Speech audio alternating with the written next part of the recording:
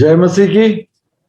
Hindi Bible study group के माध्यम से संचालित इस बाइबल अध्ययन कार्यक्रम में आप सभी विश्वासी अध्ययनकर्ता मसीही भाई बहनों का स्वागत है। मैं Johnson Paul, biblical facilitator, Jabalpur से। आज हम यीशु मसीह के क्रूस पर कहे गए 7 वाणियों में से 6वीं वाणी पर हम मनन स्वरूप अध्ययन करने के लिए एकत्रित हैं।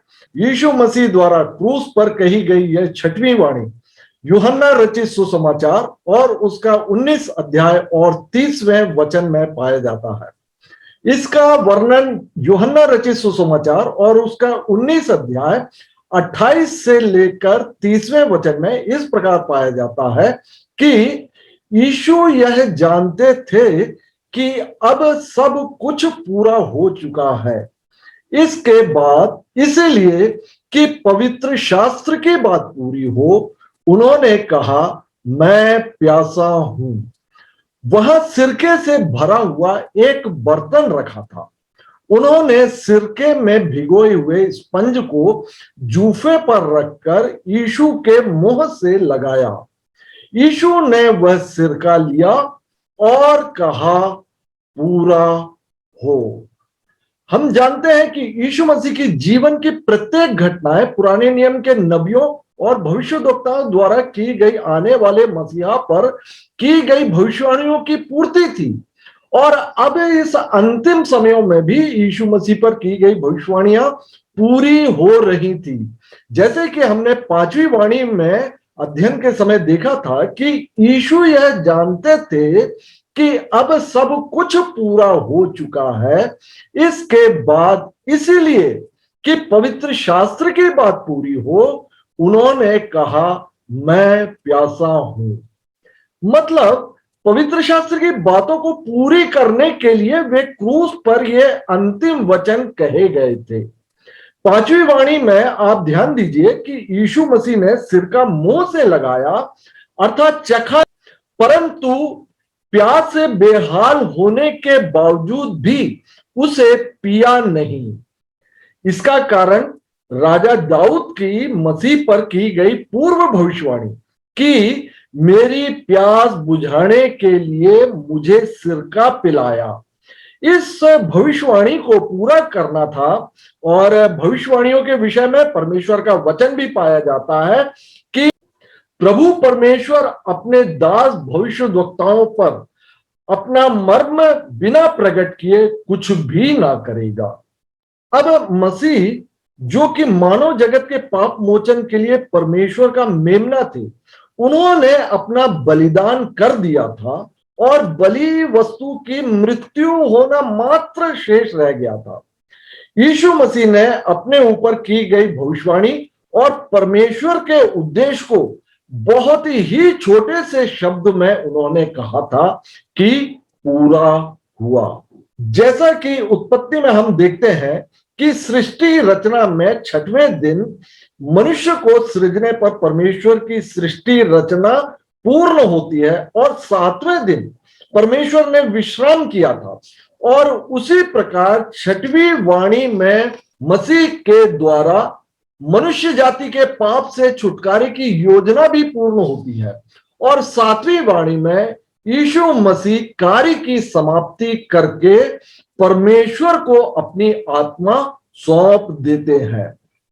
आइए अब हम देखते हैं कि क्रूस पर यीशु मसीह द्वारा कहे गए 6वीं वाणी में कौन कौन सी बातें पूरी होती हैं, जिसमें कि उन्होंने कहा था कि पूरा हुआ।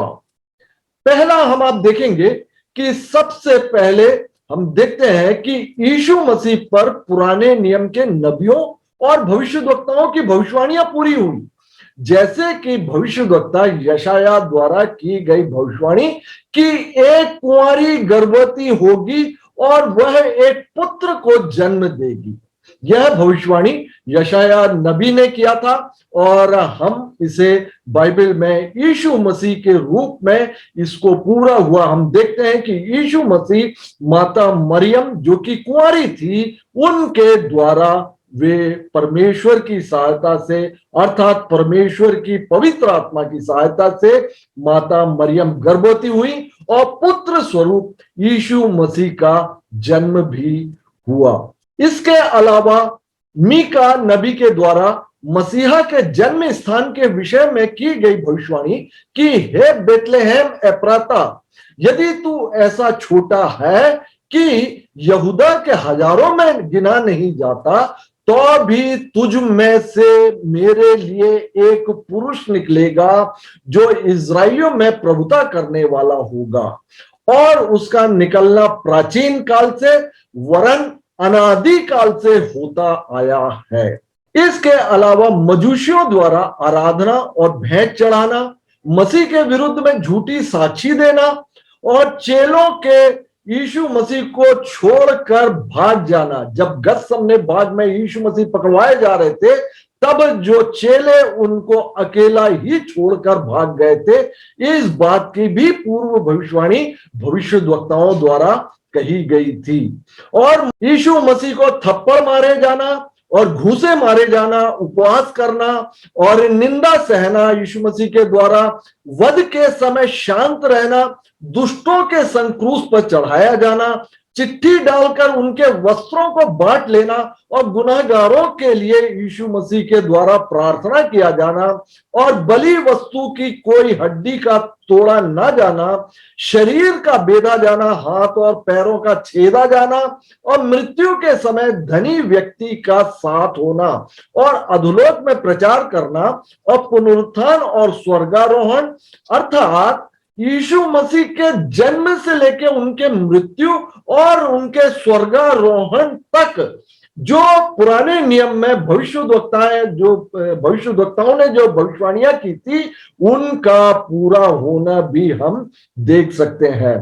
दूसरी बात हम देखेंगे कि मूसा को प्रदान की गई व्यवस्था, जो कि पुराना नियम था, और उसके पूर्ण होने को भी हम देखते हैं, जैसा कि यीशु मसीह के वचनों में भी पाया जाता है कि यह ना समझो कि मैं धर्म व्यवस्था या नबियों की शिक्षाओं को मिटाने आया हूं। मैं उनको मिटाने नहीं परंतु पूरा करने आया हूं। मैं तुमसे सच कहता हूं कि जब तक आकाश और पृथ्वी टल ना जाए, तब तक धर्म व्यवस्था से एक मात्रा या एक बिंदु भी बिना पूरा हुए नहीं टलेगा। व्यवस्था का मतलब नियम, आज्ञाएं, विधियां, धर्मानुष्ठान और चितौनियों से है। ये सभी मिलकर व्यवस्था कहा गया है, और नए नियम में जो व्यवस्था बोला गया है वो यही है, आज्ञाएं जो कि पुराने नियम की है, और विधियां, धर्मानुष्ठान और चितौनियां।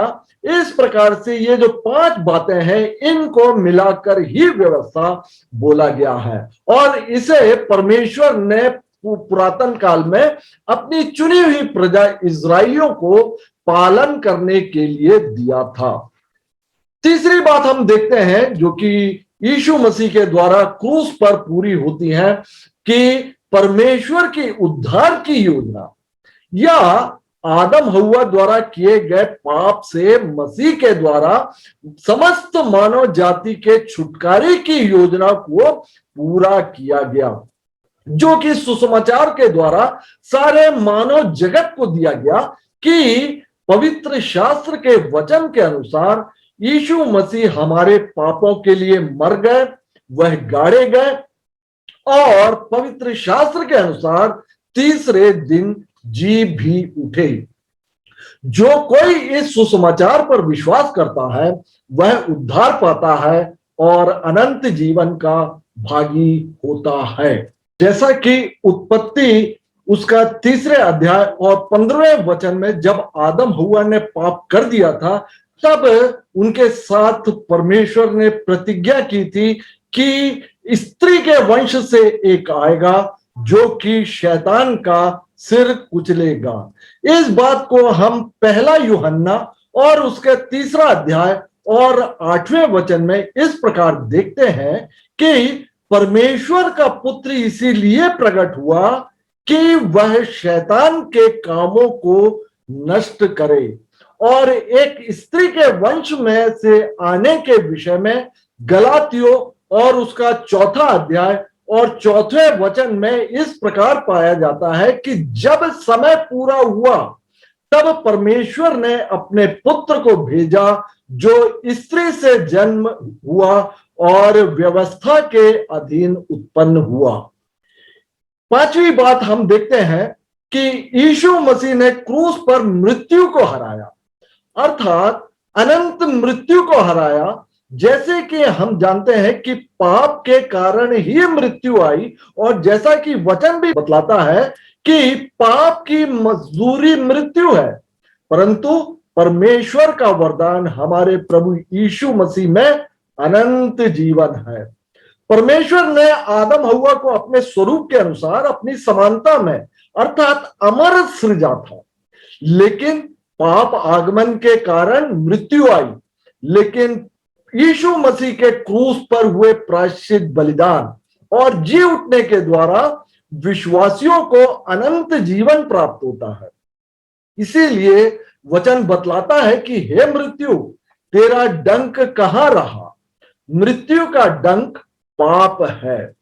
6वीं बात हम यीशु मसीह के द्वारा जो क्रूस पर कहा गया था कि पूरा हुआ, उसमें कौन सी बातें पूरी हुई है? 6वीं बात हम देखते हैं कि जैसा कि बाइबल बतलाती है कि नई वाचा के स्थापन से उसने प्रथम वाचा को पुरानी ठहराई, और जो वस्तु पुरानी और जीर्ण हो जाती है उसका मिट जाना अनिवार्य है।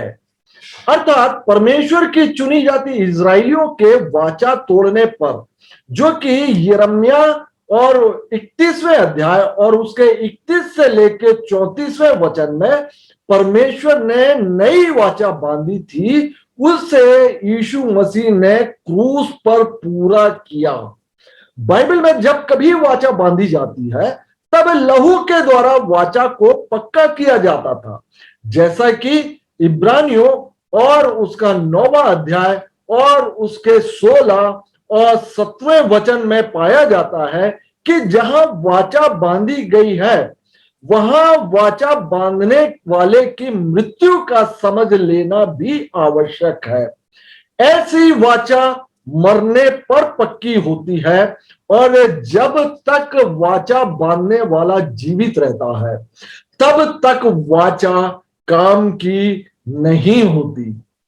आगे के वचनों में मूसा के द्वारा बांधी गई वाचा का उदाहरण देते हुए बलि वस्तु के लहू के वाचा की पुस्तक पर छिड़के जाने का वर्णन इब्रानियों में पाया जाता है, और क्रूस पर यीशु मसीह ने अपने ही लहू अर्थात बलि वस्तु के लहू के द्वारा नई वाचा को पक्का भी किया था, और जिसके स्मरण के लिए ही हम उनके दोबारा आगमन तक प्रभु भोज लेते हैं। जैसा कि प्रेरित पौलुस ने भी बतलाया था कि प्रभु यीशु ने जिस रात पकड़वाया गया रोटी ली और धन्यवाद कर कर उसे तोड़ी और कहा कि यह मेरी देह है जो तुम्हारे लिए है, और मेरे स्मरण के लिए यही किया करो। इसी रीति से उसने ब्यारी के पीछे कटोरा भी लिया और कहा, यह कटोरा मेरी लहू में नई वाचा है, जब कभी पियो तो मेरे स्मरण के लिए यही किया करो। 7वीं बात हम देखते हैं कि यीशु मसीह ने परमेश्वर और मनुष्यों के बीच पाप के कारण टूटे हुए संबंधों को एक बार फिर जोड़ा, अर्थात परमेश्वर और मनुष्यों के बीच में मेल मिलाप को पूरा किया। अर्थात आदम हव्वा के पाप से जो अलगाव हो गया था, उस संबंध को यीशु मसीह ने क्रूस पर पुनर्स्थापित किया, जैसा कि कुलुस्सियों पहला अध्याय और उसका 19 और 20वें वचन में पाया जाता है कि पिता की प्रसन्नता इसी में है कि उसमें अर्थात यीशु मसीह में सारी परिपूर्णता निवास करे। उसके क्रूस पर बहे हुए लहू के द्वारा मेल मिलाप करके सब वस्तुओं का उसी के द्वारा अपने साथ मेल कर ले, चाहे वो पृथ्वी की हो और चाहे स्वर्ग की हो। अब हमारा एक ही महायाजक है जिसके द्वारा हम परमेश्वर के निकट बड़े ही याद के साथ जा सकते हैं, और इसका चिन्ह यीशु मसीह के क्रूसीकरण पर मंदिर के पर्दे का फट जाना था। अर्थात हम सभी जो नए नियम के याजक या याजकों का समाज है, पवित्र स्थान में प्रवेश के योग्य किए गए हैं। अब हम परमेश्वर को हे पिता, हे अब्बा, हम इस प्रकार से हम उनको पुकार सकते हैं और उनकी संतान ठहराए जाने के कारण उनके राज्य की मीरास को प्राप्त भी कर सकते हैं। आठवीं बात जो हम यीशु मसीह के जो क्रूस पर कहा गया था कि पूरा हुआ, उसमें हम देखते हैं कि यीशु मसीह के प्रायश्चित बलिदान के द्वारा पाप को दूर किया गया, जैसा कि इब्रानियों 9वां अध्याय और उसके 25 और 26वें वचन में पाया जाता है कि यह नहीं कि वह अपने आप को बार बार चढ़ाए, जैसा कि महायाजक प्रति वर्ष दूसरे का लहू लिए पवित्र स्थान में प्रवेश किया करता है, नहीं तो जगत की उत्पत्ति से लेकर उसको अर्थात मसीह को बार बार दुख उठाना पड़ता। पर अब युग के अंत में वह एक बार प्रकट हुआ है ताकि अपने ही बलिदान के द्वारा पाप को दूर कर दे। पहला यूहन्ना और उसका 5वां अध्याय और उसके 5वें वचन में भी पाया जाता है कि तुम जानते हो कि वह इसीलिए प्रकट हुआ कि पापों को हर ले जाए। और इसके बाद हम 9वीं बात जो देखते हैं, जो कि यीशु मसीह के द्वारा क्रूस पर कही गई 6वीं वाणी में कि पूरा हुआ में हम पाते हैं कि यीशु मसीह ने पुराने नियम काल के विश्वासियों को, जिन्होंने परमेश्वर की योजनाओं और भविष्यवाणियों पर विश्वास करके मृत्यु को प्राप्त किया, उन्हें अधोलोक में प्रचार कर उद्धार प्रदान किया, जैसा कि पहला पत्रस और 3रा अध्याय और 18 और 19वें वचन में भी पाया जाता है कि मसीह ने भी अर्थात अधर्मियों के लिए धर्मी ने पापों के कारण एक बार दुख उठाया ताकि हमें परमेश्वर के पास पहुंचाए। वह शरीर के भाव से तो घात किया गया, पर आत्मा के भाव से जिलाया गया। उसी में उसने जाकर कैदी आत्माओं को भी प्रचार किया, और अब अधोलोक की कुंजियां हमारे और आपके प्रभु यीशु मसीह के हाथों में है, और यह बात प्रकाशित वाक्य में पाया जाता है। 10वीं बात जो कि क्रूस पर कही गई 6वीं वाणी में कि वो पूरा हुआ कि इस पृथ्वी पर यीशु मसीह की सेवकाई का यह समापन था। इस पृथ्वी पर सेवकाई का प्रारंभ यीशु मसीह ने बपतिस्मे के तुरंत बाद यह कहकर प्रारंभ किया था कि अपने पापों से मन फिराओ, क्योंकि स्वर्ग का राज्य निकट आ गया है। और अर्थात क्रूस पर यीशु मसीह ने परमेश्वर के राज्य की स्थापना का कार्य पूर्ण किया था। हम जानते हैं कि यीशु मसीह के क्रूस पर बलिदान के बाद वे परमेश्वर पिता के दाहिनी ओर जाकर बैठ गए। इसका मतलब यह है कि अब और बलिदान चढ़ाने की आवश्यकता नहीं।